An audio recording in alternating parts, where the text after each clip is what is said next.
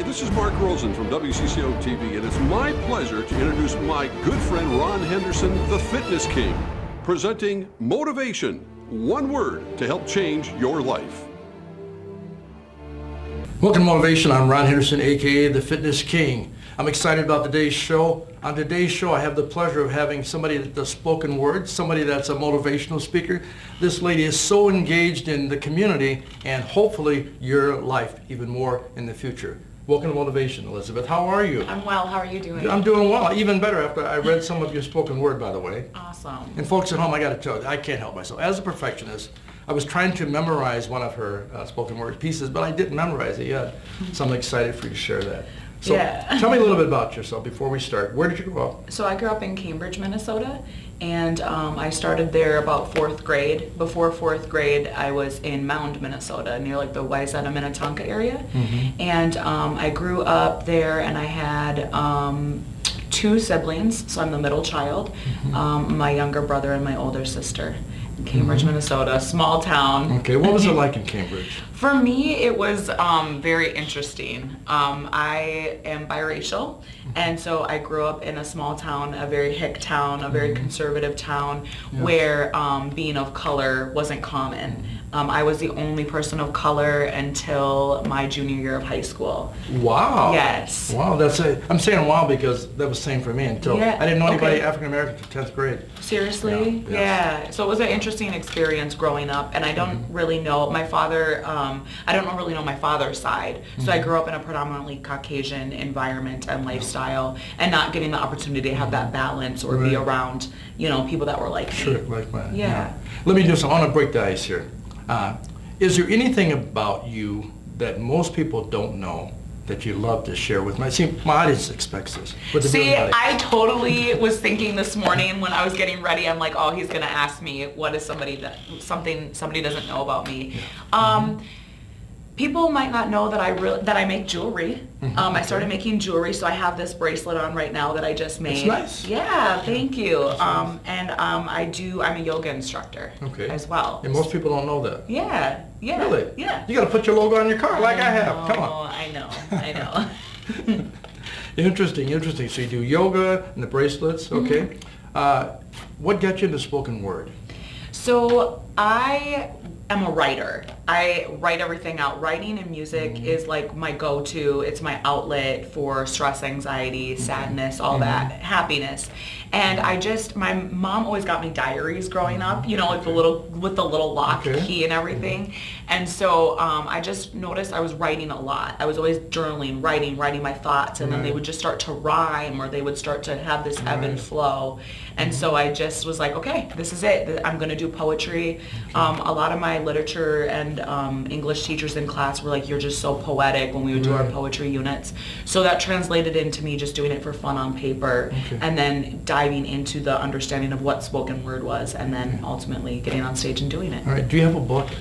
No, not a written. You better get a book. Okay, all right. I encourage everybody on this show, honestly, because I read your stuff. You need to put it out there in book form.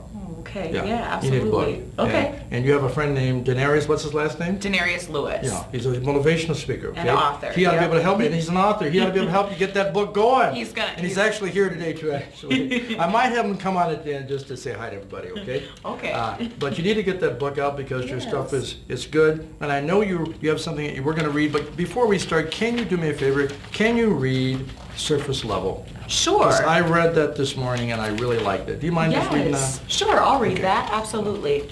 All right. And you wrote this when? This one was written in June of 2016. Okay. Yeah. All right. So this is called Surface Level. I'm insecure underneath the surface. I get weary sometimes, but you'll never know I'm going through it. If you stop and look into my eyes, you'll know there is pain behind my smile. If you would have stopped and asked instead of pretending to listen, you know that there was suffering behind my successes. Buried deep beneath the skin and bones are molecules and frequencies that are craving attention. Sometimes my soul feels arrested. Sometimes I feel trapped. Sometimes we say words out our mouth we wish we could take back. But do we really? This isn't reading in between the lines anymore. I am speaking the in-between, unraveling the facts that were skewed by your ambiguity. I am not just a face or a name on the internet screen. I don't serve as a template for your fantasies, because when I pop into your reality, how will you receive me then? My entity has value. My heart has a beat. Did you ever ask me how I was doing, or did you just like my last tweet? It isn't a pity party that I feed. Through self-expression, I find my release that I need. A cleanse that is so pure, it rejuvenates me. The vibrations are palatable. My taste buds feel free. This moment is vulnerable, humbling. The pulse is obscure. It revitalizes me. My mind is made up. It is peace that I seek.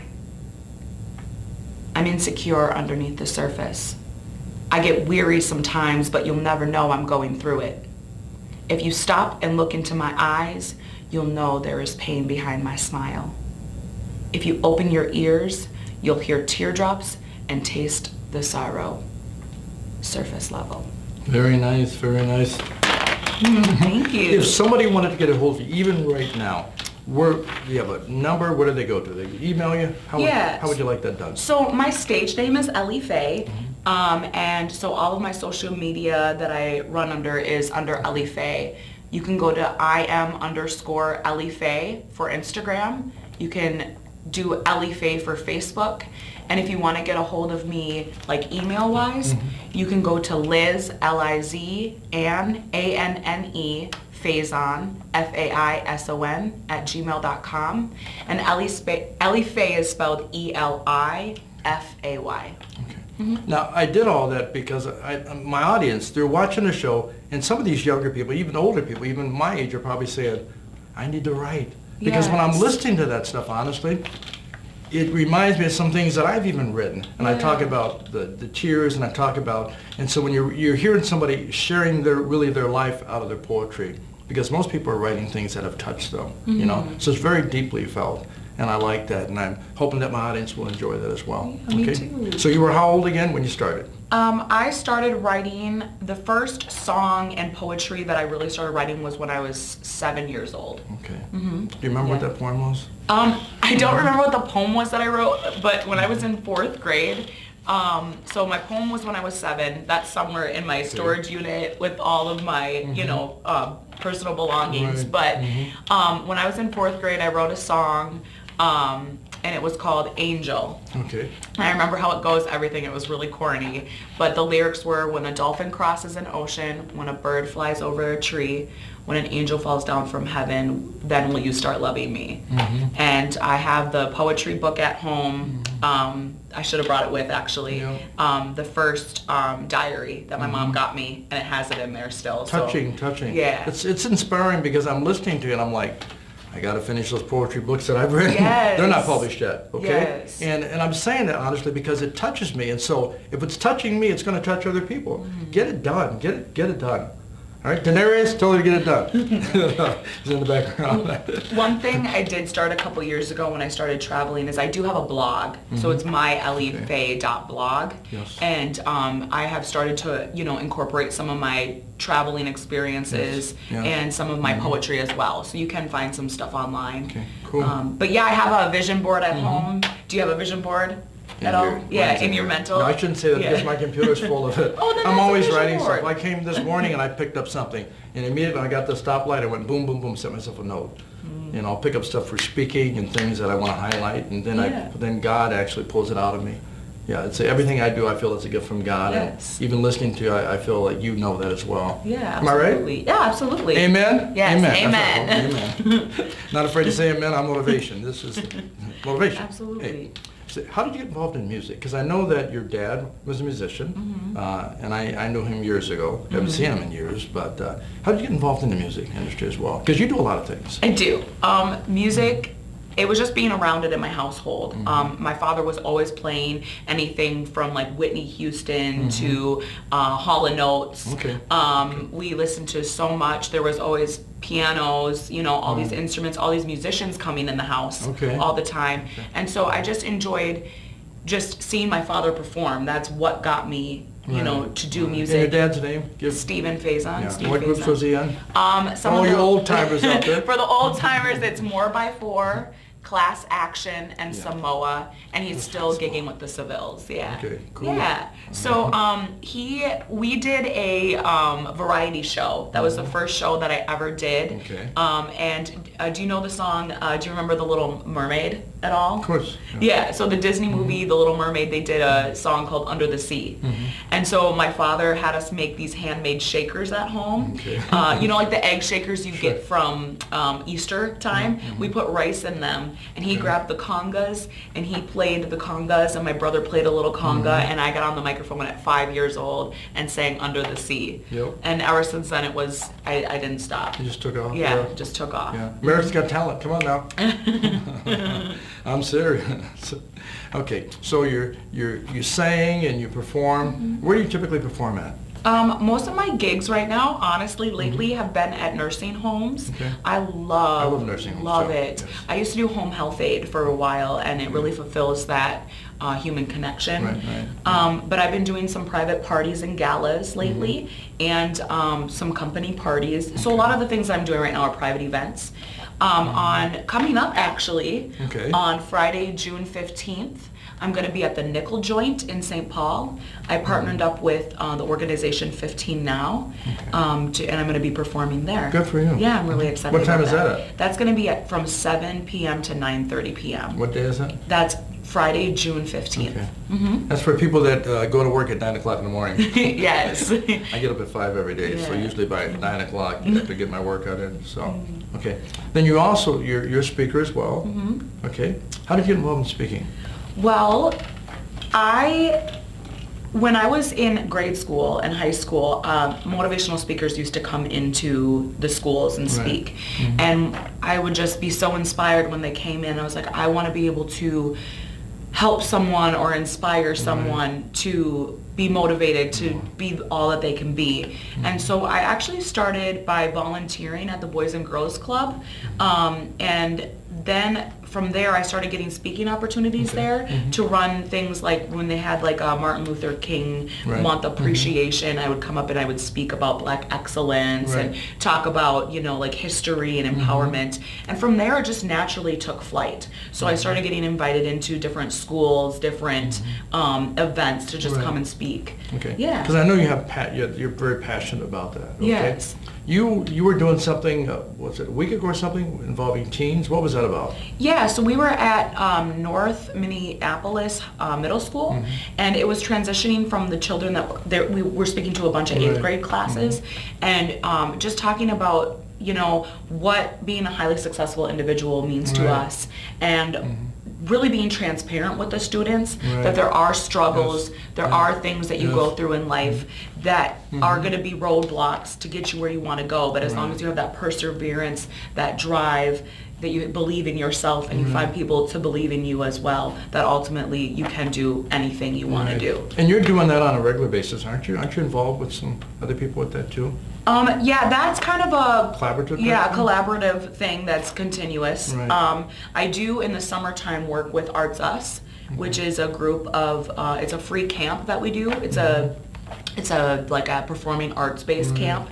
So I've been doing that for about 6 years now, and that's a completely free camp where we come in and we teach the kids spoken word, poetry, African dance, all that. But so you teach African dance too? No, that's not me. Nope, I will not claim that. No, I'm one of the main teachers, and we have other artists from the area come in and teach the kid visual and physical and spoken word. Right. Do you mind sharing one more of your poems too? I call it a poem, but yeah. You want to do the love one? Sure, I can do that or one. Do you have a preference? Because you got Actually, could I share out of your book? One of the ones out of my book? Why don't you? Okay, so I feel like this poem that I wrote was when I was starting my album. I started my first album about 2.5 years ago, and it's definitely been a process. Okay, what's it called? It's called Intuition. Okay. And it's going to be released this fall. Okay. And I was just sitting down and just meditating and praying and thinking, and I really wanted to give myself an opportunity to be vulnerable, Right, and to be able to right. Oh, yeah. speak to people and tell them my true story. Yeah. And so this is called Me, and it explains a lot about who I am. So this is very personal. Yep. Okay? All right, so this All right. poem is called Me. Walking down the hallways of my middle school days, curly hair bouncing, light skin, heavy waist. Never felt good enough, never felt like I fit in. Moving to a hick town was where it all began. I didn't know what fitting in felt like. I never felt normal. I wasn't into fashion or makeup. I was always portrayed as the know-it-all. In history, my teacher asked me if I was offended when we talked about slavery. Then a classmate turned to me, laughed, and stated, well, only half of you can be offended technically. Wow. I was told I didn't look black enough, so it didn't really count for me. Excuse me? My ancestors were the enslaved and the enslavers. You see, my history puts me in the middle. My present still puts me in the middle. Always feeling half worthy. Only partially accepted by dark and white. I am hated by the black girls because my skin is too light. I talk too white. I didn't know how to fight, so they left me crying in the bathroom after they attacked. I remember the first time he called me, insert N-word. I pinned him down against the wall and told him he was ignorant. 4th grade, and I'm feeling some type of way because this boy doesn't know his right from his left. He was still learning math. It was a product of subdivision, subdividing me because I was different. But my intellect outwitted him. I was fine. I didn't need that. As a young girl, I developed quite quickly. In 7th grade, my nickname was Double D. They called me Pork Chop and teased me. It wasn't funny, but I laughed and walked away anyway. 15, and I'm still hanging on. I was raped by that man, but I had to move on. Cheerleader captain, first chair in jazz band. They liked my voice, so I was going somewhere. A few jobs, 4.0, people still didn't know the pain that buried in the bellows of my stomach. Parents divorced, daddy's moving out. My little girl inside me was screaming and shouting, our family's torn apart. And I didn't even realize how hard it hit me until I wrote it out.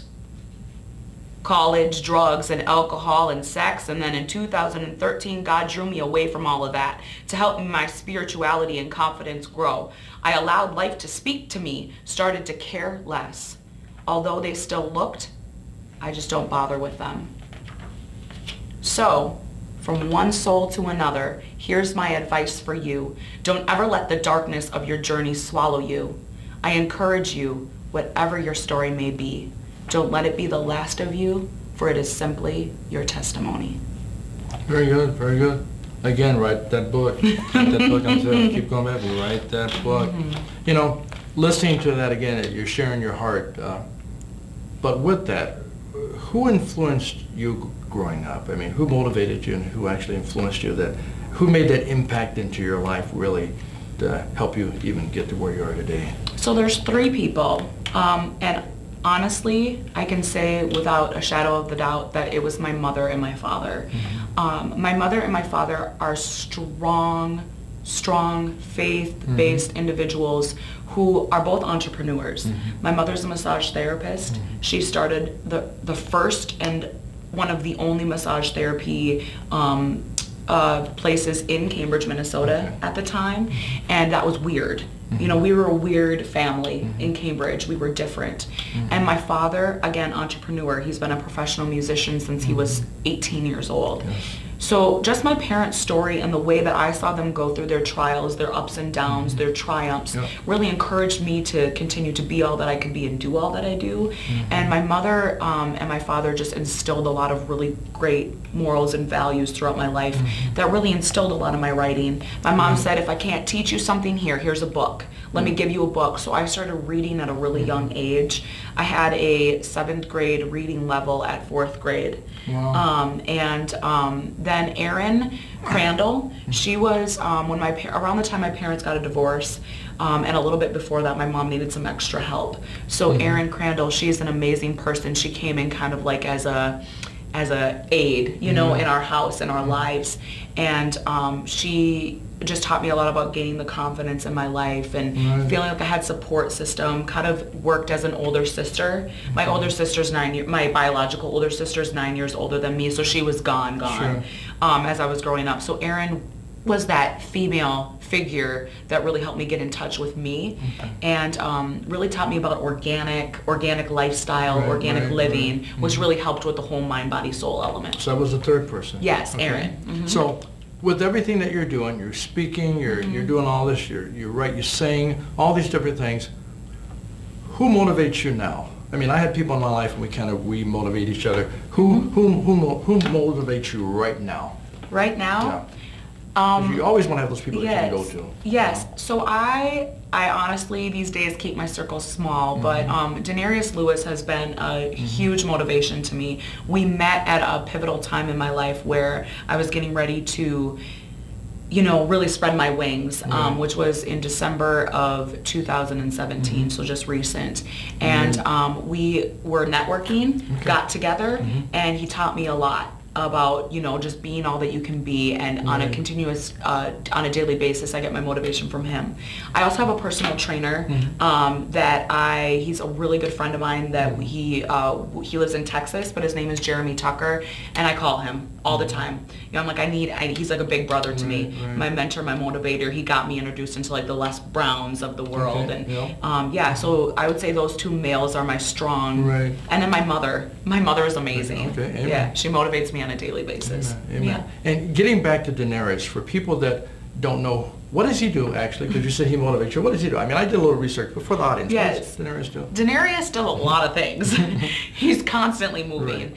He's an activist, a social activist. He's a motivational speaker and author, entrepreneur. He's a CEO of his own company, Motivated Investors Group.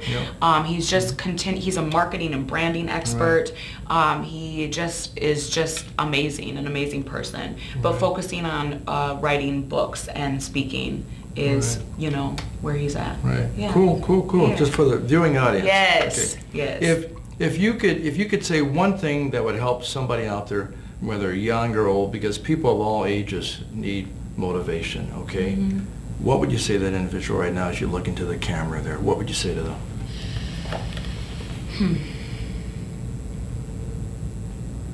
Because people struggle. Yeah. See? I mean, I'll share this because it might help you.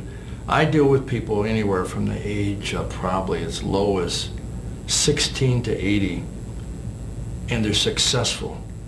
They struggle. They're unhappy. I told a guy the other day, I said, you really do need to drop 50 pounds. I said, this is how you need to eat for the next 60 days that will help you.